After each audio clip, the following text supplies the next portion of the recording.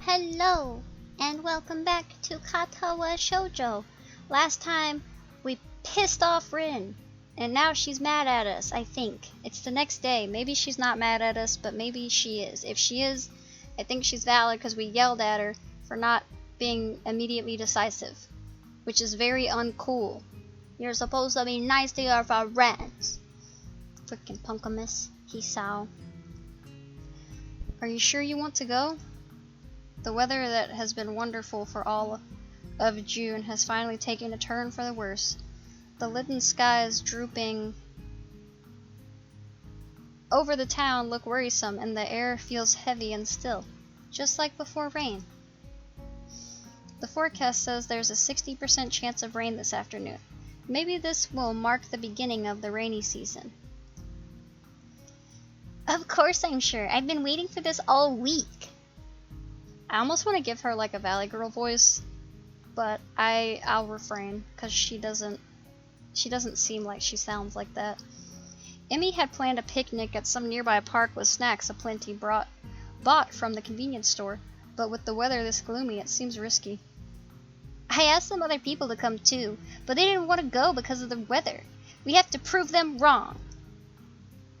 Wrong how? You know, like how it always rains when you think it won't, and when you think it will, it doesn't. We'll go no matter what. It's a win-win situation. I've been going without sweets for weeks because of practice for the track meet, and now I can splurge on anything I want. Nothing is going to stop me now. I thought you were all about a healthy lifestyle and stuff. Oh ho ho, Hisao. You understand so little. There's not a single girl on this planet who doesn't love sweets. I'm sure there are. I don't like sweets. Ah, there we go. She doesn't count. Anyway, is this clear? I also just, whenever I am proven wrong, just say that one doesn't count. No, listen, shut up. I'm right. Don't worry about it. Any fact that says I'm wrong, no, it's wrong. I'm right.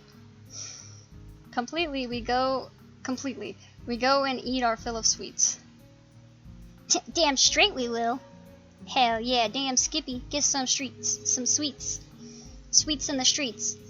I'm going to have to work it off later, but it's so worth it. Emmy seems to be extremely determined about this. She is positively exhilarated, brimming with energy as always, but somehow seems special today. Something. Oops. It looks like she can hardly stop herself from jumping up and down on the spot. Rin hates us now. She's not even looking in our direction. Come on! I grasp the wooden handle of the umbrella I brought and start to follow the two girls, who seem to have no qualms about leaving me behind if I keep daydreaming. My umbrella is really fancy, the old-fashioned kind with a curved handle and a metal spike at the end. It used to belong to my grandfather. It looks like an antique, but it's in really good shape, almost as good as new. It's really big too. I remember how my grandfather, my grandmother, and I all fit neatly under it when a rainstorm caught us on an afternoon walk years ago when I was around 9 or 10. My grandparents are both gone now, but I still have the umbrella to keep me dry when it rains. We walk along the road leading down from the school towards the convenience store, the clouds casting their dark shadow down on us. The weather seems to be taking a turn for the worse, and I'm pretty sure I just felt a raindrop on my head. Didn't you guys think of taking umbrellas? It really looks like it'll rain. Rin looks at her limply hanging sleeves and shrugs her shoulders. I don't have one. Besides, a little rain won't kill us. She pushes her chest out, looking very confident about that. We aren't made of sugar. I thought that's exactly what girls were made of, especially considering what you're planning to gorge yourself on today. She just sticks out her tongue in reply. The only acceptable response is bleh. Bleh. The walk down from the school to the local shopping district is not a long one, but it's not very short either. It's all downhill, so our steps roll easily, but time stretches out nevertheless. The distance is right there, in that gray area where you don't expect the trip to be quickly over with, but you aren't prepared for a long walk either. Thus the trip is slightly too long to stay comfortably quiet the whole time, though the girls don't seem to mind. Ren walks calmly ahead, seemingly lost in thought. I'm kind of wary about starting a conversation since the last time didn't end very well for either of us. No, it's because you were a meanie. I haven't exchanged a single word with her since then. Emmy, on the other hand, is way too happy about just walking. She seems to literally jump a little on every step, or skip over cracks, or balance on the edge of the sidewalk.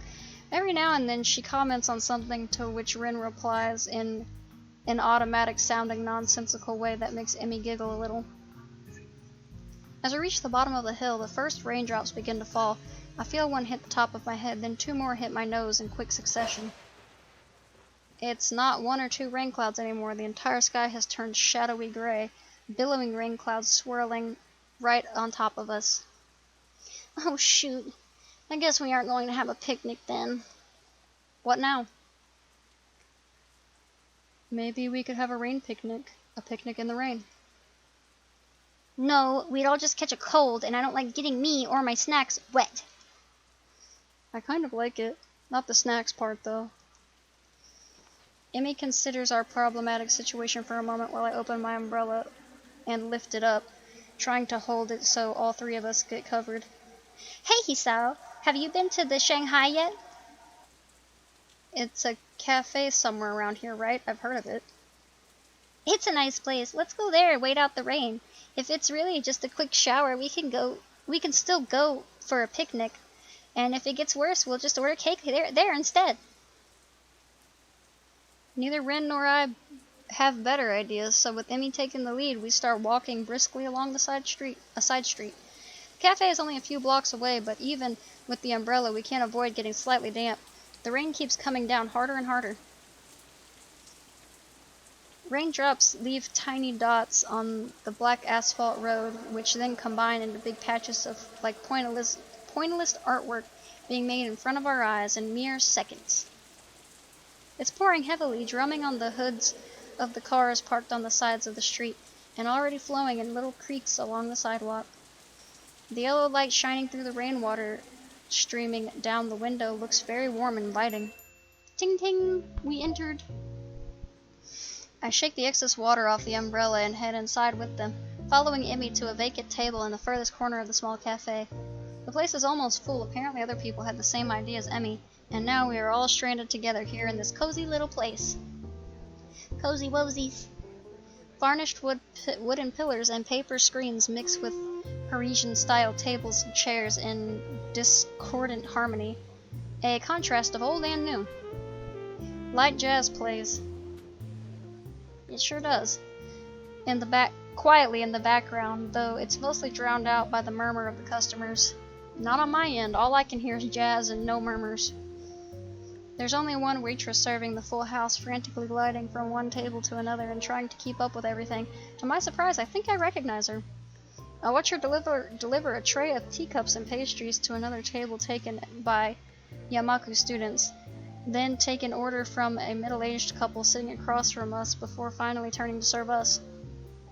Yuko? Oh no!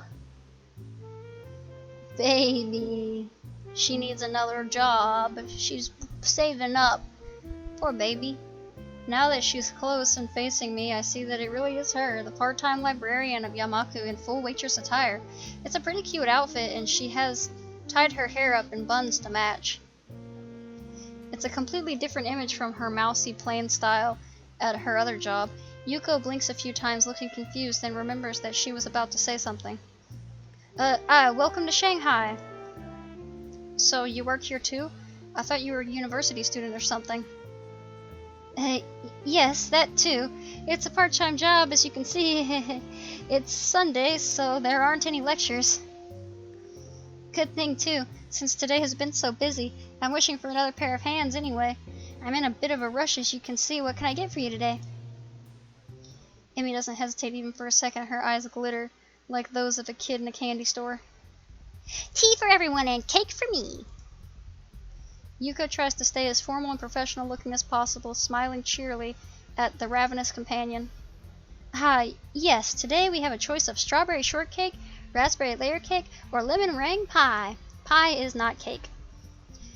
Strawberry. No, lemon. No, actually, I'll take both. She looks at me in challenge. I'll just take the pie. Nothing. Emmy makes a face at Ren as though she had bitten into a lemon. She's clearly unhappy with her for not joining in. Oh, come on, Ren. That's not polite at all. Nothing. Thank you. No, you silly. I meant that you should order something too. I'll take a straw then. My feet are all wet. Sorry? The drinking kind of straw. One, please. Yuko is obviously uncertain of what to think about this. She fiddles with her pen and stationery for a moment, looking like she's about to cry before deciding that we're finished ordering. Thank you very much. She dropped something? Oh no, I guess she like bowed. Yeah. She bows down a little too deeply and scampers to safety behind the counter. After that ordeal is over with, I have a chance to relax a bit and take a better look at the surroundings. Almost every table is occupied by people happy to be out of the rain, thankfully sipping their tea while waiting to dry off. Fragments of grumbling about the lousy weather or discussion over recent homework carry from nearby tables to my ears. Each one overlaps with the other, but all are covered by the same sound of falling rain. After a while, Yuko returns to her table, carrying a tray with a huge teapot, 3 cups, a slice of cake, and 2 slices of pie. Big bow! Big bow! She slaps the tray onto our tiny table with a clatter, almost sending the teapot toppling over into Ren's lap. We barely recover before she bows again and leaves, hurrying off to serve the other customers. Emmy has been eyeing her strawberry cake very hungrily all this time, but somehow she manages to contain herself until Yuko was out of sight. She digs in with gusto, while I contend myself with pouring tea for everyone and placing the straw in Ren's cup.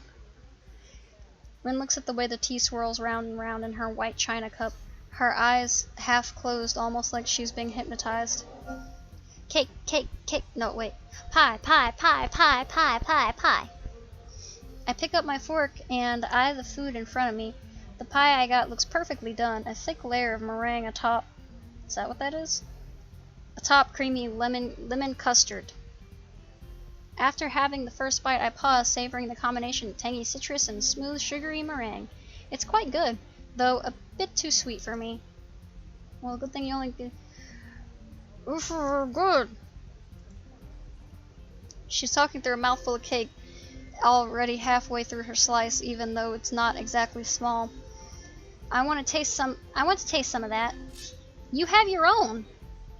You have your own! Before I get to respond, she strikes out at my delicious pie, takes a piece with her fork, and escapes with it. Why did she take mine? She has the exact same pie. Why does she want mine? This is pretty good too. I ought to smack you. What are you doing? You have a slice of your... Yeah! Yeah, but if I started on that before finishing the cake, it'd be rude, don't you think? No. No. Eat your own pie, you heathen. Her insolence is outrageous, but the gentleman in me allows for no retaliation. I'm retaliating. Heck off. I glare angrily at her, and she replies by sticking out her tongue impishly. Emmy is even more hyper than usual today, but I don't mind. It's good for her to let off some steam. Isn't that what the running is for?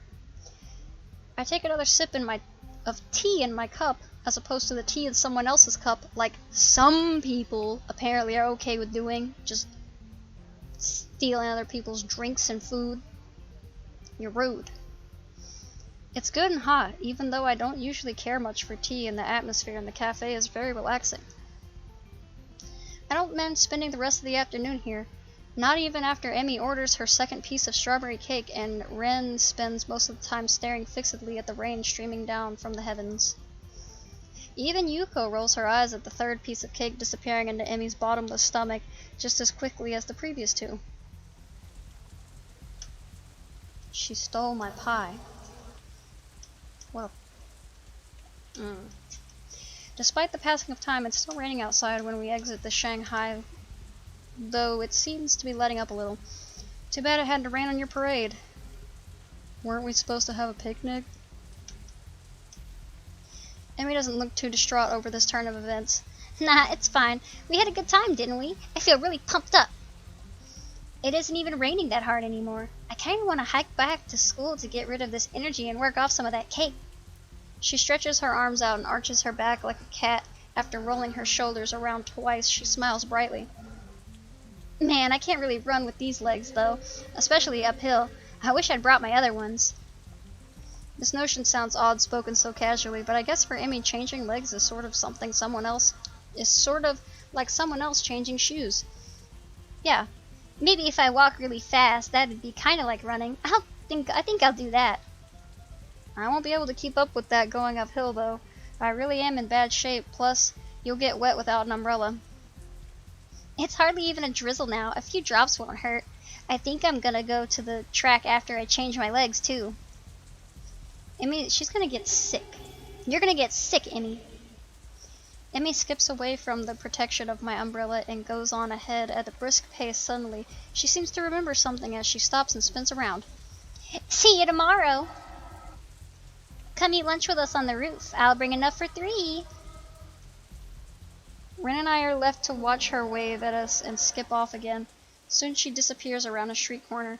I've never understood why Emmy is perpetually in such a hurry to get somewhere.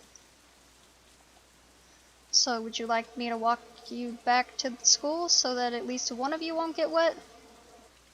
If you're happy with it. It seems neither of us wants to keep alive the strained atmosphere from the argument a few days ago in the art room, which makes me feel relieved. I don't want to bear grudges, and I'm happy with that Ren feels the same way. Thus it is decided that we are content with each other's company for now, and we start walking in the same direction as Emmy, albeit at a considerably calmer pace. Oh, we got a picture. Whoa. We got a picture. Slow scrolling. Yeah, don't make eye contact. That might be weird. I get a bit closer to Ren, even though the umbrella is already big enough to shelter us both. I can feel her nearby warmth, providing a contrast to the chill of this rainy weather. Raindrops hitting the umbrella make a distinctive sound, playing the staccato melody of rainfall for nobody in particular. I realize I haven't been outside in the rain in what feels like forever. I inhale, taking in the scent of rain, feeling the weather with all my senses. The world melts into a blur inside the rain. The colors of the sky have deepened from gray to dark blue, with hues of red added to the mix from the sunlight reflecting off the clouds. The low-hanging sky looks pretty, as if I could reach out my hand and touch it. Have I told you how much I like rain? It's like painting. It makes me feel connected. I also like rain, Ren. I think we've had this conversation for some reason. Maybe we didn't. Oh well. Almost echoing my thoughts, Ren lets out one of her own. It slips out of her mouth, circling around us gently. Everything looks so soft, like the outlines of things just disappear. I like that. It's like the rain is hugging me. Her voice sounds different from usual, more gentle now and soft. I wonder if it's only because of the rain, or because of the mood the rain brought upon the quiet artistic girl. I feel that mood in myself too, enhanced by her words. Yeah, I like rainy weather too. It's nice every once in a while. I wonder what it is about the rain. Everything. Oh, we're staring at each other.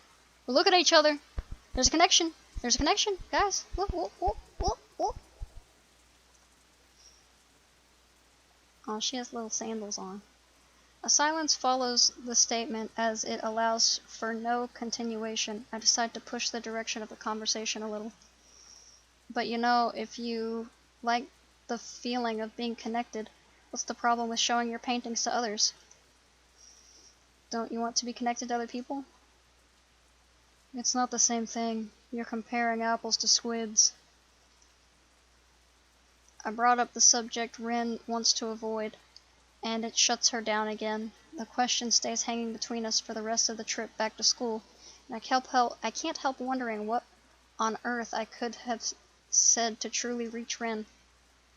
Does she feel that she's lacking an identity? She literally said that. She said that she does. What do you mean, does she? She has a strong personality, but if pressed to elaborate, I'm not sure I could describe it accurately. She feels like a person who is in constant conflict with herself. I never know what to expect when I talk to her. I wonder how she herself experiences that disconnect.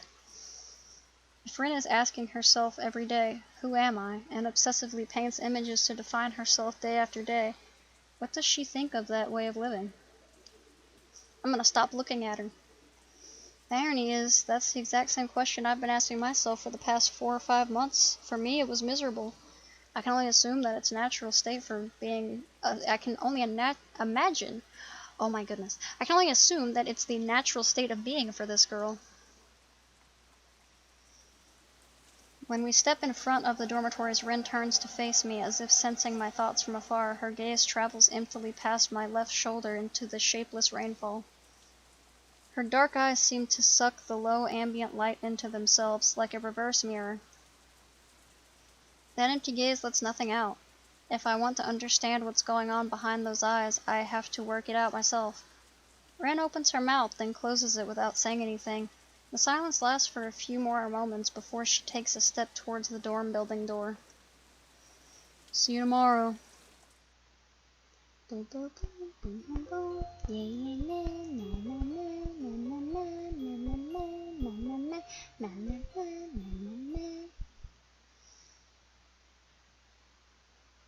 Quietness.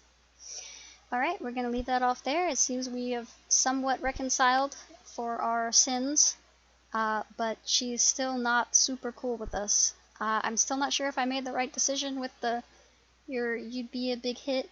I don't have my walkthrough, so I'm winging it, which is a terrible mistake. I don't trust myself to wing. But we shall see what happens in the next video.